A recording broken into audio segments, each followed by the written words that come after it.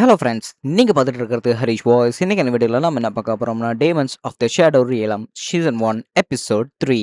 எபிசோடோட ஸ்டார்ட்டிங்லேயே ஒரு வழியா அந்த வில்லேஜ் விட்டு தப்பிச்சு வந்த நம்ம குரூப் ஏதோ ஒரு ஸ்டாப்பிங்ல வந்து நிறுத்தி இருக்கிறாங்க. அதே சமயத்துல ஹனா இங்க நம்ம இரு கிட்ட அவனுக்கு போட்டுக்கிறதுக்காக மாத்து துணி கொடுக்குறா. இது என்னது, பார்க்கறதுக்கு காட்டர்ல செஞ்ச மாதிரி இருக்குது, இதெல்லாம் இங்க விலை உயர்ந்ததா இருக்குமே அப்படின்னு கேட்கும்போது அதெல்லாம் ஒன்றும் கிடையாது. அதே சமயத்துல இந்த ஸ்கேண்டல்ஸையும் போட்டுக்க அப்படின்னா அவ ஒரு செருப்பு கொடுக்குறாப்புல புதுசா வாங்கிட்டு வந்தது. இது என்னது, பார்க்கறதுக்கு ரைஸ் கேக் மாரியே இருக்குது அப்படின்னு கேட்கும்போது, ஆமா இது ரைஸ் கேக் தான் அப்படின்னு சொல்றாங்க. இது விலை உயர்ந்ததா இருக்குமே, இதெல்லாம் பணக்காரங்க சாப்பிடுறதா, இது எப்படி சாப்பிடுறது அப்படின்னு ஆச்சரியத்துல இருக்கிறான். இத குடு, இத இப்படித்தான் பிரிச்சு சாப்பிடணும் அப்படின்னு பேக்கிங்கே கொஞ்சம் தினுசா இருக்குது ஜப்பான்ல. ஸோ அத பிரிச்சு அவகிட்ட குடுக்குறா பாருங்க. ஸோ நம்ம இவரும் அத எடுத்து சாப்பிடுறான். ஃபர்ஸ்ட் வாயிலேயே அவனுக்கு தெரிஞ்சிருச்சு இது சுவை அருமையா இருக்குது அப்படின்னு. அவன் அந்த இடத்துல அலறத பார்த்துட்டு, சரி உனக்கு இது புடிச்சிருச்சுன்னா நீ இத சாப்பிட்டுக்கிட்டே இரு. வேணா நீ உள்ள வரியா? நாங்க உள்ள என்ன சாப்பிட போலான்னு இருக்கிறோம் அப்படின்னு இவங்க டெரா சொல்லும்போது, உண்மையிலேயே நல்லா தான் இருக்குது அப்படின்னு இவன் பேசிக்கிட்டு இருக்கும்போது தன்னோட தங்கச்சி ஞாபகம் வந்துருச்சு. இது மட்டும் என் தங்கச்சி ஆசை சாப்பிட்டா அவ இன்னும் சந்தோஷப்படுவா. இப்ப என்ன பண்றது அப்படின்னு அவனும் புலம்பிக்கிட்டு இருக்கிறான். சரி லெஃப்ட் அண்ட் ரைட் 2 பேரும் உள்ள வரீங்களா? நாங்க சாப்பிட போறோம்ன்னு கேட்கும்போது, இது என்ன இடம் அப்படின்னு கேட்குறாங்க. இது ஹைவேஸ்ல இருக்கிற ஒரு ஸ்டோர்ஸ் தான். இந்த இடத்துல அவங்களுக்கு தேவையான மாத்து துணி, சாப்பாடு எல்லாமே இந்த இடத்துல இருக்கும். அதனால தான் நாங்க உள்ள போய் சாப்பிட்டு வந்துர்றோம். உங்களுக்கு சாப்பிடுறது வேணும்னு கேட்கும்போது, இல்ல நாங்க இரு கூடயே இருக்கிறோம். அதனால நீங்க மட்டும் போய் சாப்பிட்டு வாங்க அப்படின்னு டெரா கிட்ட லெஃப்ட் அண்ட் ரைட் சொல்லிடுறாங்க. அப்படின்னா சரி, இந்த காருக்கு அதாவது இந்த குதிரைக்கு எப்போ நீங்க சாப்பாடு கொடுக்க போறீங்கன்னு கேட்கும்போது, இந்த குதிரைக்கு நாங்க ஆயில் அப்புறமா போட்டுக்கிறோம் அப்படின்னு ஹனா சொல்லிட்டு வந்துட்டா. இருந்தாலும் யுருக்கு ஒரு மாதிரி கவலையா தான் இருக்குது அவளை பார்க்கும்போது. அண்ட் இப்போ இவங்க 2 பேரும் உள்ள நின்னு பேசிக்கிட்டு இருக்கிறாங்க. என்னன்னா, இவனை இங்க தனியா விடுறது அப்படின்னு. ஆக்சுவலி நீங்க அவன்கிட்ட சொல்லலையா? அந்த வில்லேஜ்ல இருக்கிற அவனோட தங்கச்சியே கிடையாது அப்படின்னு. ஹனா கேட்கும்போது, நான் என்ன சொல்றேன்? நான் அவன் தங்கச்சிய பத்தி மேட்டர் எடுத்தாலே அவன் பைத்தியக்காரன் மாரி உளர ஆரம்பிச்சுடுறான், கத்த ஆரம்பிச்சுடுறான். அண்ட் அது மட்டும் இல்லாம அவனோட தங்கச்சி இப்ப இந்த இடத்துல இருக்கிறா அப்படின்னு அவனுக்கு தெரிஞ்சாலுமே அவன் அதை ஏத்துக்க மாட்டான். சொல்லப்போனா இப்ப அவன நம்ம பாத்துக்கிறதெல்லாம் ரொம்பவே முக்கியமான வேலையா இருக்கும். அதாவது டேமன்ஸோட பாதுகாவலர்களா இருக்கிற நாம இப்ப கண்டிப்பா அவனையும் பாதுகாத்தே ஆகணும். அதுக்காக தான் நீ நானும் கல்யாணம் பண்ணிக்க போறோம் அப்படிங்கிறாங்க. என்னது கல்யாணமா? என்ன பேசிக்கிட்டு இருக்கிற நீ அப்படின்னு ஹனாவுக்கு கோவம் வருது. உனக்கு கொஞ்சமாவது புரியுதா இல்லையா ஹனா? நாம அவன பாத்துக்கணும் அப்படின்னா ஒரு செட்டப் ஃபேமிலியில் இருக்கணும். அந்த செட்டப் ஃபேமிலி பண்றதுக்கு நீ என்ன கல்யாணம் பண்ணியே தான் ஆகணும் அப்படின்னு டெரா சொல்றாப்ல. யோ விளங்காதவனே, நீ சொல்ற ஐடியாலாம் மானகட்டத்தனமாலாம் இருக்குது. பேசாம நீ எங்க 2 பேத்துக்கும் அப்பாவா இருந்து எங்கள பாத்துக்க அப்படின்னு சொல்லும்போது, நீ சொல்றது கரெக்ட் தான். பட் நான் உங்கள 2 பேத்தையும் பாத்துக்கும்போது நம்ம நெய்பர்ஸ் எல்லாருமே கண்டபடி பேசுவாங்க. அவங்க பேசுறதே பொருள் ஏகப்பட்டது கிளம்பும். நம்மள பத்தின சந்தேகமும் ஊர் முழுக்க தெரிய ஆரம்பிச்சிடும். அந்த விஷயத்த தவிர்க்கிறதுக்காக தான் இப்ப நீயும் நானும் சேர்ந்து கல்யாணம் பண்றதுக்கு ஆசைப்பட்டுக்கிட்டு இருக்கிறேன். ஆக்சுவலி இது ஏன் ஆசை கூட கிடையாது. நம்மளோட வேலை அப்படி என்ன பண்றது? சொல்லப்போனா, இப்ப அவன பாத்துக்கிறதுக்கு நீ நானும் கல்யாணம் பண்ண போறோம். அதுதான் பெரிய விஷயமே. அது உனக்கு ஒரு பெரிய மேட்டரே கிடையாதுல்ல. ஓகேவா? அப்படின்னு சொல்லும்போது, நான் ஏற்கனவே இன்னொருத்தன கல்யாணம் பண்றதா முடிவு எடுத்து வச்சிருந்தனே அப்படின்னு அவளும் கத்திக்கிட்டு இருக்கிறா. அண்ட் அதே சமயத்துல இதுக்குள்ள எதுவுமே இல்ல. ஆனா எப்படி இந்த குதிரை மட்டும் இவ்வளவு வேகமா ஓடுது அப்படின்னு சொல்லிட்டு லெஃப்ட் அந்த இடத்துல காரை நோண்டிக்கிட்டு இருக்கிறா. ஆக்சுவலி நான் இருக்கிற எல்லா சாப்பாடையும் சாப்பிட்டேன். உங்களுக்கு சாப்பிடுறது வேணுமா அப்படின்னு லெஃப்ட் அண்ட் ரைட் கிட்ட இரு கேட்கும்போது, அடேங்கப்பா எங்க மாஸ்டர் ரூம்லயே ரொம்பவே நல்லவரா இருக்காரே. சரி சொல்லுங்க உங்களுக்கு என்னதான் வேணும் அப்படின்னு கேட்கும்போது, எங்களுக்கு எதுவும் வேணாம் அப்படிங்கிறாப்புல. அப்படின்னா சரி உங்கள நான் எப்படி கூப்பிட்டோம்? லார்ட் லெஃப்ட் லார்ட் ரைட்ன்னு கூப்பிட்டான்னு கேட்கும்போது, அவ்வளோ மரியாதையெல்லாம் எங்களுக்கு வேணாம். ஏன்னா நீங்க எங்களோட மாஸ்டர். நீங்க சாதாரணமாவே சொல்லுங்க அப்படிங்கிறாங்க. அப்படின்னா சரி லெஃப்ட் அண்ட் ரைட் நான் உங்ககிட்ட ஒரே ஒரு ஆர்டர் குடுக்குறேன். என் வில்லேஜ்ல என்ன நடந்தது? அதுல தெரியிற ரகசியம் எல்லாத்தையும் இப்ப என்கிட்ட நீங்க சொல்லியாகணும் அப்படின்னு நம்ம யூரு கேட்குறான். சுமார் ஒரு 400 வருஷத்துக்கு முன்னாடி அப்போலருந்து நாங்க ஹிகராஷி வில்லேஜ்லயே தான் இருக்கிறோம். லெஃப்ட் அண்ட் ரைட் அந்த இடத்துக்கு தூணா, அப்போலருந்து நாங்க உன்னையே தான் பார்த்துக்கிட்டு இருக்கிறோம். ஆனா அன்னைக்கு ராத்திரி ஏதோ சொன்னாங்க, ஒரு பையன், ஒரு பொண்ணு பொறந்திருக்குது அப்படின்னு. ஒருத்தன் இருட்டுலயும், இன்னொருத்தன் வெளிச்சத்துலயும் பொறந்தாங்க. அந்த ஒரே ராத்திரியில தான் 2 வித்தியாசமான குழந்தைகள் பொறந்தது அப்படின்னு எங்ககிட்ட சொன்னாங்க அப்படின்னு இங்க ரைட் சொல்லிக்கிட்டு இருக்கிறான். அப்படின்னா சரி, அது எங்க அம்மா, அப்பா என்ன சொல்லி பத்தி பேசிக்கிட்டு இருந்திருப்பாங்க அப்படின்னு இங்க இவரும் நினைச்சுக்கிட்டு இருக்கிறான். ஆனா திடீர்னு ஏதோ ஒரு நாள் அன்னைக்கு ரொம்ப இருட்டா இருந்தது. குழந்தை பொறந்த அடுத்த செகண்டே உங்க அம்மாவும், அப்பாவும் யாரையோ தூக்கிட்டு போன மாரி இருந்தது. அங்க உள்ள போய் பார்த்தா ஒரு குழந்தை ரத்த கரையோட இருந்தது.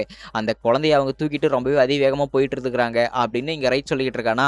அப்படின்னா எங்க அம்மா அப்பா என் தங்கச்சியும் என்னையும் தான் ஏமாத்தி விட்டுட்டு போயிட்டாங்கன்னு நினைச்சேன். அப்புறம் பார்த்தா தான் தெரியுது எங்க அப்பா அம்மா 2 பேருமே என்னையும் மட்டும் தான் ஏமாத்தி இருக்காங்க. என் தங்கச்சி அவங்க 2 பேரும் காப்பாத்திட்டாங்களா அப்படின்னு இவனுக்கு கொஞ்சம் கொஞ்சமா உண்மை எல்லாமே புரிய வருது. ஆனா இருந்தாலுமே எதுக்காக அவங்க என்னை இந்த இடத்துல விட்டுட்டு போனோம் அப்படின்னா, இதை பத்தி நான் முழுசா தெரிஞ்சுக்கிட்டே தான் ஆகணும். எனக்கு பொறுமை கிடையாது அப்படின்னா, இதுக்கு இருக்கிற பின்னாடி இருக்கிற எல்லாத்தையுமே நான் தெரிஞ்சுக்க போறேன் அப்படின்னு யூரு தயாராகிறான். அதே சமயத்துல டெராவிங்க வந்துட்டான். ஹனாவிங்க ரொம்ப கோவமா இருக்கிறா. ஏன் நீ கோவமா இருக்கிறேன்னு கேட்கும்போது, உன்னை பாத்துக்கிறதுக்கான பொறுப்பு எங்களுக்கு இருக்குது. அதுக்கு இந்த கேவலமான ஐடியா கொடுத்தது இந்த ஆளு தான் அப்படின்னு ஹனா ரொம்பவே கோவப்படுறா. காட்டு மிராண்டி மாரி இருக்கிறீங்களே, நீங்க 2 பேரும் மத்தவங்க கண்ணுக்கு தெரிய மாட்டீங்களா அப்படின்னு ஹனா கேட்கும்போது, அது சில விஷயங்களுக்கு மட்டும் தான். ஏன்னா இந்த பவர்ஸ் இருக்கிறவங்களுக்கு மட்டும் தான் நாங்க கண்ணுக்கு தெரிவோம். இல்லன்னா ஒரு சில சமயத்துல நாங்க மத்தவங்களுக்கு எங்களோட தோற்றத்த காமிக்கணும் அப்படிங்கிறதுக்காக எங்களோட பவர் யூஸ் பண்ணுவோம். ஆனா சில பேர்த்துக்கு நாங்க தெரிவோம். பல பேர்த்துக்கு நாங்க தெரிய மாட்டோம். சக்தி இருக்கிற சில பேத்துக்கு மட்டும் தான் நாங்களும் தெரிவோம் அப்படின்னு இவங்க பேசிக்கிட்டு இருக்காங்க. அதே சமயத்துல ஒரு திருநாய் இவங்கள பார்த்து உழைக்குது. ஏன்னா விலங்குகளுக்கு இந்த மாரி விஷயம்லாம் கண்ணுக்கு தெரியும்ல. ஆக்சுவலி இப்ப நாம எதுக்காக தலைமறைவாகுறோம்? நாம எல்லாருமே ஃப்ரீயா இருக்கலாம்லன்னு கேட்கும்போது, அதுதான் பெரிய பிரச்சனை. ஏன்னா என்னோட மிகப்பெரிய எதிரியான ககெமோரி கிளான்ல இருந்து நான் தப்பிச்சு வந்திருக்கிறேன். ஏன்னா, அவனுங்க எல்லாருமே எனக்கு எதிரியா தான் இருந்தானுங்க. சொல்லப்போனா அவங்க எல்லாருமே இந்த கிராமத்துல ஒரு பங்கா தான் இருந்தானுங்க. சில விஷயங்களுக்காக, அவங்களோட கோட்பாடுக்காக இந்த கிராமத்த விட்டு வெளிய வந்தாங்க. ஆனா, ஏதோ ஒரு காரணத்துக்காக அவங்களுக்கு நீ தேவைப்படுற அவங்களோட நெட்வொர்க் அதாவது நான் கேள்விப்பட்ட வரைக்கும், அவங்களுக்கு நீ தான் இப்ப முக்கியமா தேவை அப்படின்னு சொல்லிக்கிட்டு இருக்கிறான். அண்ட் அதே சமயத்துல இங்க ஏதோ ஒரு சிட்டிக்குள்ள ஒரு பொண்ணு பயங்கரமா ஓடிக்கிட்டு இருக்கிறா, அந்த பில்டிங்குள்ள. அவ இப்படி அரைக்க பறக்க ஓடுறத பார்த்தா, யாரோ ஒரு பேய் தொரத்துற மாரி இருக்குது. ஸோ இவளுமே பயந்துகிட்டு என்ன விட்டு தள்ளி போ அப்படின்னு அவளும் அலறிக்கிட்டே ஓடிக்கிட்டு இருக்கிறா. ஆனா யாரோ தொரத்துற மாரி இருக்குது. யார் தொரத்துறாங்கன்னு தான் தெரியல. கரெக்ட்டா வேகமா வந்து லிஃப்ட் அழுத்துறா. ஸோ லிஃப்ட்டுமே ஓப்பன் ஆகுது. ஆனா அந்த லிஃப்ட் க்ளோஸ் ஆகுறதுக்கு மறுக்குது. காரணம் ஏன்னா யாரோ இன்னொருத்தர் வர மாரி இருக்குது. இவளுமே பதறிக்கிட்டே அப்படியே பின்னாடியே போய்க்கிட்டு இருக்கிறா. முன்னாடி "என்ன விட்டுட்டு போறதுக்கு எப்படி உனக்கு மனசு வருது? அவோய்-சான்" அப்படின்னு கத்தி வச்சுக்கிட்டு ஒரு ஸ்டாக்கர் வந்துகிட்டு இருக்கிறான். "மரியாதையா என்ன விட்டு போறியா இல்லையா? எனக்கு உன்ன பார்த்தாலே வெறுப்பா இருக்குது" அப்படின்னு சொல்லிக்கிட்டு இருக்கிறாளா. "என்ன பார்த்தா வெறுப்பா இருக்குதா? ஆனா எதுக்காக நீ அப்படி பண்ற?" அப்படின்னு அவன் கேட்டுக்கிட்டே இருக்கும்போதே, "என் இடத்துக்குள்ள வந்தீன்னா, நீ என் டெரிட்டரிக்குள்ள வந்துட்டன்னு அர்த்தம்" அப்படின்னு அந்த பொண்ணு நல்லா இருந்த பொண்ணு இப்ப திடீர்னு பேயா மாரி ஒரு பெரிய மீன் பார்த்தீங்கன்னா, இந்த ஸ்டாக்கர அப்படியே முழுங்குற மாரி இருக்குது. இதுக்கு மேல அவ பின்னாடி வந்தேன்னா, அதுக்கப்புறம் நீ சாகறது உறுதி. இல்லைன்னா உன் உயிர் இப்பவே போயிரும் அப்படின்னு ஏதோ ஒரு பெரிய மிருகம் பார்த்தீங்கன்னா, இந்த ஸ்டாக்கர கண்ணு, வாய் எல்லாத்தையுமே அப்படியே இருக்க மூடி அவனோட வாய்க்குள்ள அப்படியே மூடிக்கிச்சு. அண்ட் இப்படி அவன கொன்னதுக்கு அப்புறம் இன்னொரு பொண்ணு பார்த்தீங்கன்னா, இந்த லிஃப்ட்ட தொறக்கறதுக்காக பட்டன அமுக்குறா. தொறந்த அடுத்த செகண்டே அந்த லிஃப்ட்ல இருந்து முட்டிக்கிட்டு ஒண்ணு பெரிய மீனாட்டு வெளிய வருது பாருங்க. இவ அத பார்த்து ரொம்பவே பயந்துட்டா. அண்ட் இப்போ இந்த மிருகம் உங்க கண்ணுக்கு தெரியுதா மிஸ்? அப்படின்னு பின்னாடி ஜின் ககேமரி நின்னு கேட்டுக்கிட்டு இருக்கிறான். இந்த விஷயத்த யார்கிட்டயும் நீங்க சொல்லக்கூடாது. என்ன ஓகேவா? அப்படின்னு அவனும் மிரட்டுற மாரியே இருக்கிறான். அதே சமயத்துல நம்ம யுரு இங்க சாப்பிட்டுக்கிட்டு இருக்கிறான். ஸோ அவன சாப்பிட்டுக்கிட்டு இருக்கும்போதே, ஆக்சுவலி நீங்க என் வில்லேஜ்க்கு வந்துட்டு வந்துட்டு உள்ள போயிட்டு இருப்பீங்கல்ல. நீங்க எப்படி உள்ள போயிட்டு வருவீங்க? அந்த வழி தான் ரொம்பவே தினுசா இருக்கும். ஒரு 4 ஷீல்டு வேற இருக்குமே. அதுக்குள்ள நீங்க எப்படித்தான் உள்ள வந்தீங்கன்னு கேட்கும்போது, அது ரொம்பவே சிம்பிள். ஏன்னா என் கிளான்ல இருக்கிறவங்க தான் உங்களோட வில்லேஜ்க்கு வழிகாட்டியா இருந்திருக்கிறாங்க. அதனால தான் எனக்கும் அந்த வழி ரொம்பவே அத்துப்படியா இருந்தது அப்படின்னு சொல்லிக்கிட்டு இருக்கிறான். நான் சில விஷயங்கள பத்தி தெரிஞ்சுக்கிட்டே ஆகணும். ஏன்னா ஏகப்பட்ட குழப்பமான சம்பவங்கள் எனக்கு நடந்திருக்குது. அத நான் என்னன்னு எனக்கு விலாவாரியா நான் தெரிஞ்சுக்கிட்டே தான் ஆகணும் அப்படின்னு சொல்லிக்கிட்டு இருக்கிறாங்க. என்ன பண்றது? 400 வருஷமா இங்க நெறைய பேரு இப்படித்தான் ஏமாற்றமா இருந்தாங்க. ஆனாலுமே சில பேரு அவங்களுக்கு தேவையான சக்திகள பயன்படுத்தி இந்த நாட்டையே ஆளணும்னு நெனச்சாங்க. ஆனா நாட்ட ஆளணும், நாட்ட காப்பாத்தணும் அப்படின்னு நெனச்ச ஒரு 2 குரூப் பண்ண வேலையினால நம்ம நாடே அழியிற நெலைமைக்கு வந்துச்சு அப்படின்னு சொல்றாங்க. அப்படின்னா அதுனா அவங்கள கெட்டவங்களும் இருக்காங்களா? நல்லவங்களும் இருக்காங்களா? அப்படின்னு யுரு கேட்கும்போது, கண்டிப்பா பவர்ன்னு வந்துச்சுன்னா அதுல நல்லவங்களும் இருப்பாங்க, கெட்டவங்களும் இருப்பாங்கல்ல. நாம எல்லாருமே நல்லவங்க சைடுன்னு வச்சுக்கயேன். ஆனா நமக்காக கெட்டவங்க கண்டிப்பா எங்கேயாவது இருந்தே தான் தீருவாங்க. அவங்களுக்காக தான் நாம எல்லாருமே இப்படி கஷ்டப்பட்டு போராடி இப்படி உயிர் வாழ்ந்துகிட்டு இருக்கிறோம் அப்படின்னு ரைட் சொல்லிக்கிட்டு இருக்கிறான். அப்படின்னா சரி, இந்த பவர்ஸ் எல்லாம் எப்படி யூஸ் பண்றாங்கன்னு கேட்கும்போது, இந்த விஷயம் எல்லாமே 2 பவர்க்குள்ள அடங்கும். அதாவது ஒரு பவர் பிரேக். எப்பேர்ப்பட்ட விஷயத்தையுமே உடைக்கக்கூடியது.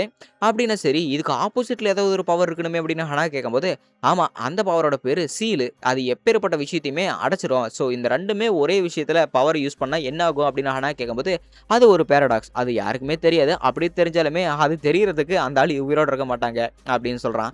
சரி யுருவுமே கேட்கறான், "நீ எப்படி என் வில்லேஜ்க்கு வந்துட்டு வந்துட்டு போவ?" அப்படின்னு.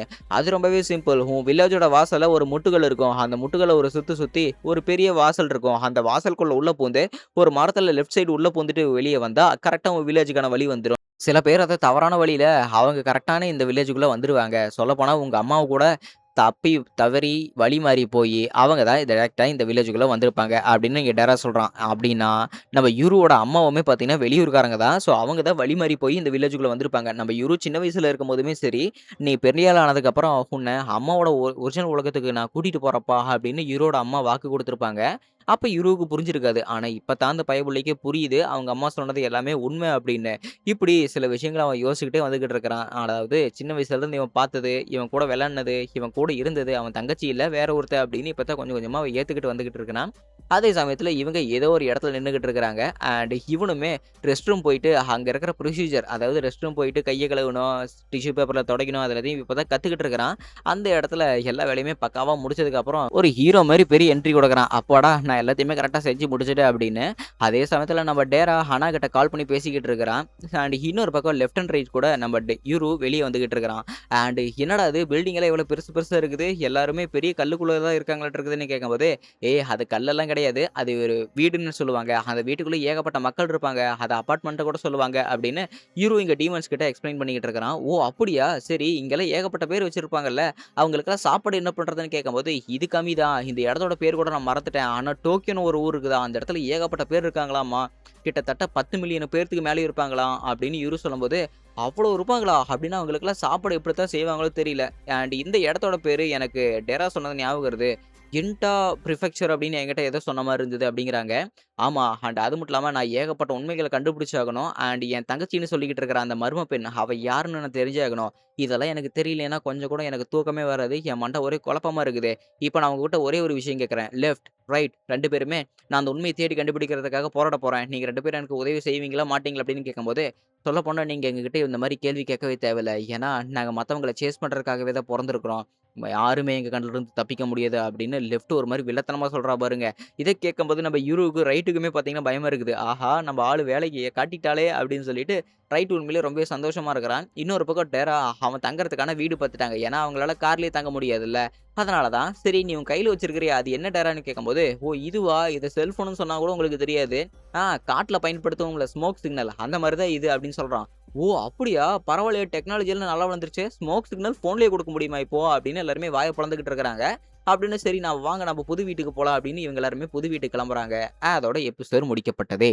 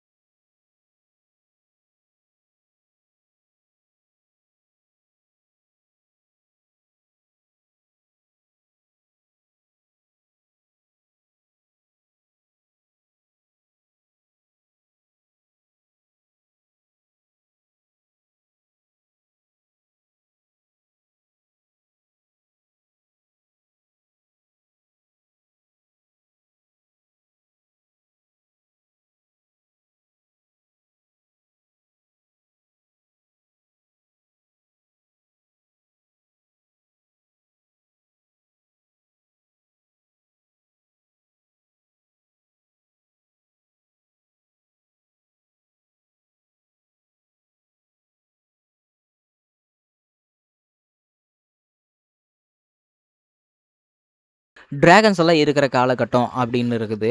அண்ட் அதே சமயத்தில தன்னோட ஃப்ரெண்டு டான்ஜியும் அங்க இருக்கிறான். "ஏய் டான்ஜி இங்க பாருடா" அப்படின்னு சொல்லும்போது, "ஏய் யுரு வந்துட்டியா? இன்னைக்கு என்ன வேட்டையாடினன்னு?" கேட்கும்போது, "இன்னைக்கு இந்த பறவை தானே வேட்டையாடினேன்" அப்படிங்கிறாங்க. "சூப்பர்ப்பா! எப்படியோ நீ இந்த வேட்டையாடின பறவை எல்லாத்தையுமே நாம இன்னைக்கு சாப்பிட போறோம்" அப்படின்னு சொல்றான். சரி நாம இத ரோஸ்ட் பண்ணி சாப்பிடலான்னு கேட்கும்போது, "வேணாம் வேணாம் சூப்பு வச்சு சாப்பிடலாம். அதான்டா வயிறுக்கு நெறைய இருக்கும்" அப்படின்னு இங்க டான்ஜி சொல்லிக்கிட்டு இருக்கிறான். சரி ஓகே, ஓகே வா ஏதோ ஒண்ணு பண்ணிக்கலாம் அப்படிங்கிறாங்க. ஊர் மக்களுமே பார்த்தீங்கன்னா, யுருவ அவங்க வீட்டு பிள்ளை மாரி பார்க்குறாங்க. "என்ன யுரு வேட்டையாடிட்டு வந்துட்டியாட்ருக்குதுன்னு" சொல்லும்போது, "ஆமா, ஆமா" அப்படிங்கிறாங்க. ஸோ அவனுமே தன்னோட வீட்டுக்கு போறான். வீட்டுக்கு போனதுக்கப்புறம் அந்த பறவையுமே எல்லாத்துக்கிட்டயும் குடுக்குறான். ஸோ அவங்க வீட்ல யமஹா அப்படின்னு ஒரு பாட்டி இருக்கிறாங்க. இந்த பாட்டி தான் தனக்காக பிரசவம் பார்த்துருப்பாங்க. அதாவது நம்ம யுருவ இவங்க தான் பிரசவம் பார்த்து எடுத்திருப்பாங்க. "ஏய் டாஞ்சி, அவன் எவ்வளோ உருப்படியா வேலை பண்ணிக்கிட்டு இருக்கிறான். நீ இந்த இருக்கிறிய உதவாக்குற" அப்படின்னு நம்ம டாஞ்சியோட அம்மா திட்டிக்கிட்டு இருக்கிறாங்க.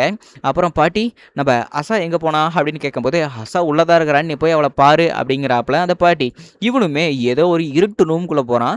அந்த இருட்டு ரூம்குள்ளே ஏதோ ஒரு கம்பிகளுக்கு மத்தியில், மரத்தாலான கம்பிகளுக்கு மத்தியில் ஒரே ஒருத்தியை கொண்டுக்கிட்டு இருக்கிறா. அது இவனோட தங்கச்சியான ஆசா. ஸோ 2 பேர் பிறந்திருப்பாங்க பார்த்தீங்களா, அந்த 2 பேரில் ஒருத்தன் யுரு, இன்னொருத்தி ஆசா. ஸோ இப்படி இவங்க 2 பேரும் உட்காந்து பேசிக்கிட்டு இருக்கிறாங்க. நிஜமாலுமே இந்த ஊரில் இருக்கிறவங்க எல்லாருமே வெளியூருக்கு போய்கிட்டு இருக்கிறாங்க அவங்களோட பொழப்பை தேடி.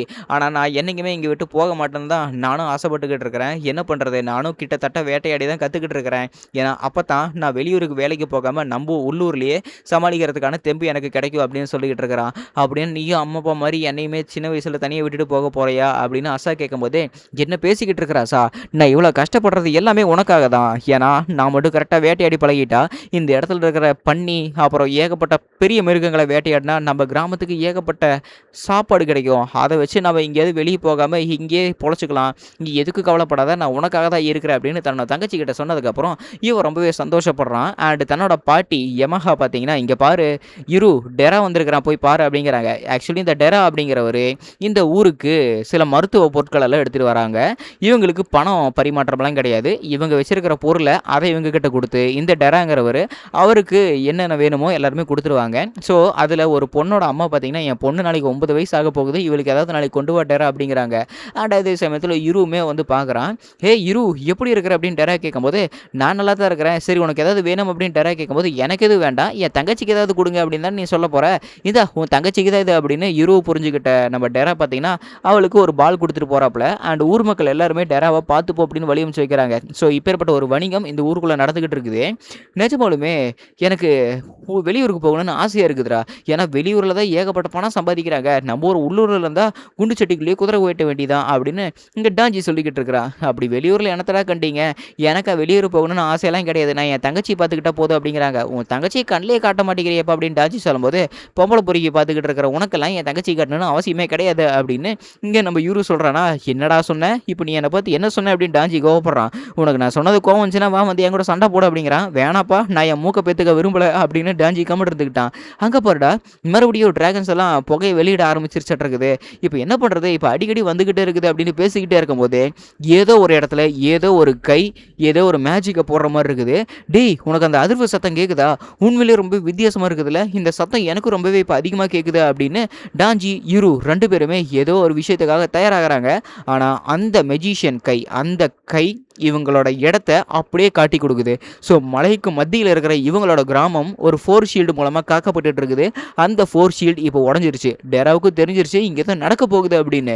வெளியே போய்கிட்டு இருக்கிற அந்த மனுஷனுமே திரும்பி பார்க்குறான். இன்னொரு பக்கம் வானத்துக்கு மேலே டிராகன் கேஸ் அப்படின்னு நினச்சிக்கிட்டு இருந்த நம்ம யூரு மேலே பார்த்தா ஏரோப்ளைன் பறந்துக்கிட்டு இருக்குது. "என்னது இது, டிராகன் எல்லாம் வித்தியாசமாக இருக்குது" அப்படின்னு அவன் ஆச்சரியமாக பார்த்துக்கிட்டு இருக்கிறான். இவங்களோட கிராமம் இப்போ மற்றவங்களுக்கு தெரிய வந்துருச்சு. ஸோ இப்போ எல்லாருமே இவங்க எல்லாரையும் ஆச்சரியமாக பார்த்துக்கிட்டு இருக்கிறாங்க. ஏன்னா இவங்க இருக்கிற காலகட்டம் டிராகன்ஸ் மத்தியில் இருக்கிறது அப்படின்னு நினச்சிக்கிட்டு இருக்கிறாங்க. ஆனாலுமே நல்லா high developed cities, helicopter, aeroplane எல்லாருமே இவங்கள தான் தேடிக்கிட்டு இருக்கிறாங்க.